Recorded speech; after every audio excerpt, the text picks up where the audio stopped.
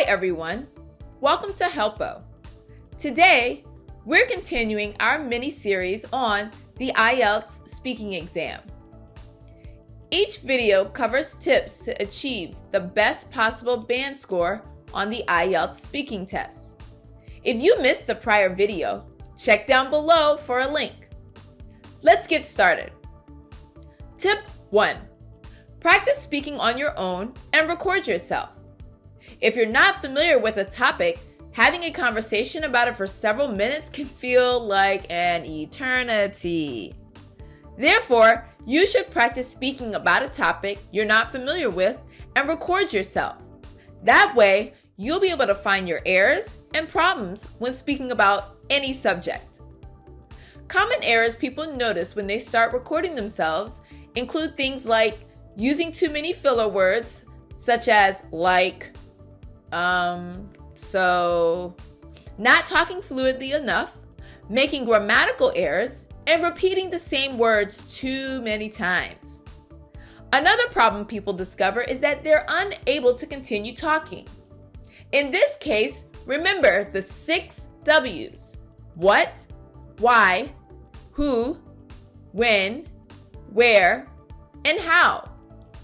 If you need help with the 6 W's technique, click on the link to the prior video in our series in the description box below.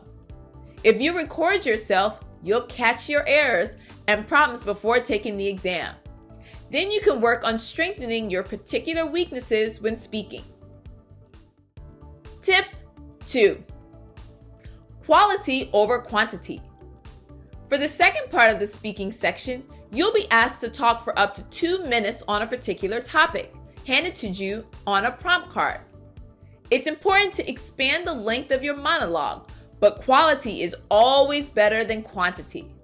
Let's say you do a fantastic monologue about your favorite piece of artwork, but you've run out of things to say around the 1.5 minute mark. Stop there. It's better to speak fluidly for 1.5 minutes than to ramble on for another 30 seconds.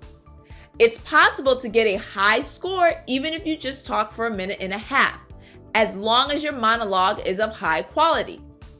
Let's say you haven't reached 2 minutes yet, but you feel confident that you did a good job on your talk. Rather than looking at the examiner awkwardly for half a minute, simply tell the examiner, "I have finished," once you're done. This will demonstrate you are confident in what you said. Of course, when you practice, aim for 2 minutes. But don't worry if you fall a bit short during the exam. Remember, quality over quantity. Tip 3. Practice taking the entire exam in one sitting. It's tempting to just practice each section of the speaking test individually. Likewise, it's common for students to practice exam sections separately too. For instance, people might spend one day practicing the writing section, and on another day, they do the speaking portion. We highly recommend you work on your stamina and do at least a few practice exams from start to finish.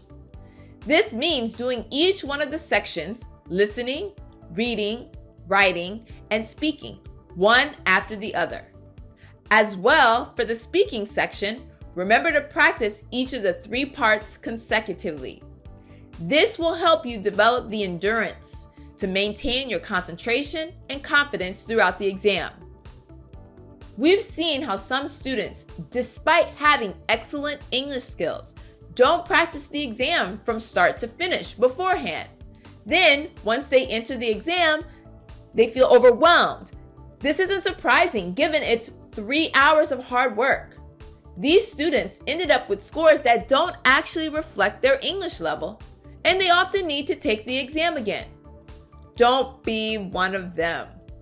Practice from start to finish as many times as you can. Tip 4. Relax. Take the exam again if you need to. Unlike some college entry exams such as the A-level, the HKDSE, and the GCSE, which you can only take once a year, the IELTS, it's different. Of course, always check the exam dates to confirm when you'll be able to take the exam again. Why might you want to take the IELTS exam again? Well, if you need a specific band score to get into a university or apply for a job and you don't achieve it, then redo the test. Once you're familiar with taking the test, you'll be more confident the next time you attempt it. If you feel like you didn't prepare enough and you could have done better, try it again. Finally, some people just get nervous and this affects their performance. In the end, their band score doesn't reflect their actual English skills. So, remember to relax. If you don't get the score you want, it's not the end of the world. You can learn from your mistakes and take the exam again. If you feel you did well on the day of the exam but got an unexpectedly low band score, you can apply for an inquiry on results. You'll get an official review of your IELTS results. If you apply for an inquiry on your results, your test will be evaluated by an experienced IELTS examiner who will not know your original band scores from the test. Keep in mind, there is a chance you'll receive a lower band score after the remarks. So, proceed with caution. The best advice we can give is to practice beforehand in hopes of getting your ideal score the very first time. Tip 5. Extend your answers.